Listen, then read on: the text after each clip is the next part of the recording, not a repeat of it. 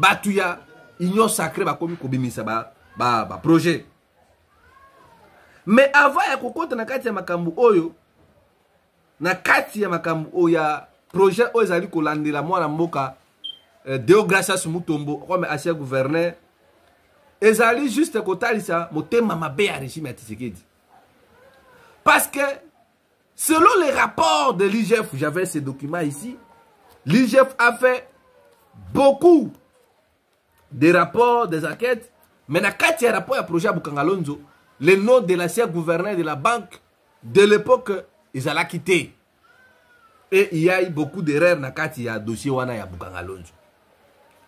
Mais, Tomoni, na projet ya Bukangalonzo, l'idée du projet, c'était ministre Yambo. Ministre Yambo, cela veut dire le premier ministre Matata Ponyo, Yemutu, Asalaki, projet ya Bukangalonzo, na parc agro-industriel, où ils allaient équivalent à 260 km dans la ville de province qui est na Kenge, na côté ya Kwango, na province ya Kwango.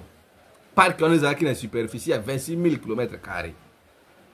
On avait vu des entrepôts, tout le monde dit, voilà normalement le ministre de l'Agriculture aussi, lui le patron de ce secteur faisait aussi membre.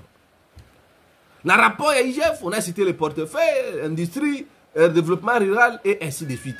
Mais le nom du gouverneur de la Banque centrale n'y était pas figuré.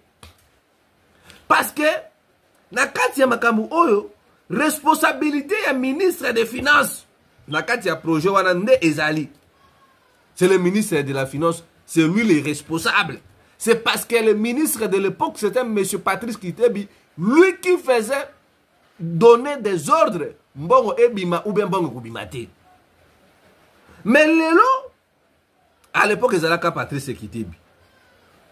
Mais, Lelo, tout ça, moi, on veut faire porter le gouverneur de la banque, soit disant que c'est lui qui faisait sortir de l'argent, donc détournement à 80 millions, il est personne à 4. Mais vous démontrez ce qui, de manière nini, vous allez reprocher à ce gouverneur de la banque centrale qui a détourné, détourné 89 millions. Est-ce que dans il y a un projet Oyo, vous n'avez pas vu des entrepôts? Oui, certainement, il y avait des entrepôts ici, les engins sur le plan industrie, est-ce qu'il n'y avait pas des engins? Oui, il y avait des engins. Mais si Koyo, Nakati a projet Oyo, vous allez voir que tant qu'on va lancer jugement en 2021 pour la poursuite contre l'ancien premier ministre Honoré Matata Ponyo, M. Kobler, qui était le patron de la société Afrima Sogini, lui aussi, il était membre Nakati a dossier Oyo. Quand on l'avait appelé la présidence, c'est pour un engrais chimique. Pour mon procès, donc bidon, tout ça, comprendre que le justice en boka biso ezali ko sa kotambola. Moi à la place que boka te la ancien gouverneur ya Banque centrale, lui qui n'était que tout bien qu'on soit ordre ya ministre Kitebi, il a fallu l'appeler Bolobine de Koyo ya kananu. Yo état que ancien gouverneur ya Banque. La kisa biso ba preuve ndenge mbonge bandaki kobima. Mais une chose que les gens oublient. Vous parlez que il y a eu détournement. Namakamba Bukangalonzo. Mais vous avez vu de ce que je vais vous énumérer ici, l'industrie, entrepôt, mais pourquoi dans ces des projets à Bukangalonzo, les ministres du portefeuille à son monde raté, les ministres de l'agriculture à son monde raté, les ministres du développement rural à son monde raté, mais vous voulez toujours voir M. Deogracias Mutombo.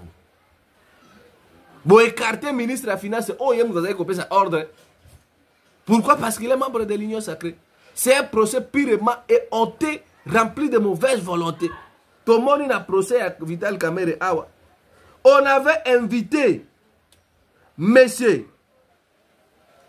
Yav Bangou Douazaka, ministre de la Finance de l'époque, dans ma cambouille projet à 100 jours. Ministre Séré Alagouli, Nicolas Kazadi. Pourquoi Bozo Benga Bangote dans ma cambouille? Mes frères, c'est vraiment regrettable aujourd'hui de voir comment est-ce que M. Tshisekedi veut piétiner, empiéter la justice de notre pays. C'est vraiment malheureux. Donc, Zali Soni. On avait vu un procès à Vital Kamerhe, comme je le disais. On avait invité ancien ministre Justin Bitakwira, Batebele Bele Balekana. Pourquoi le procès à Nicolas Kazadjabalapandé, vous n'invitez pas le gouverneur? Regardez Bissia Oyo, il y a à boire et à manger. Si vous voulez faire la justice comme étant le pilier de la nation, il faut et ça bien. Nous ne refusons pas que l'ancien Premier ministre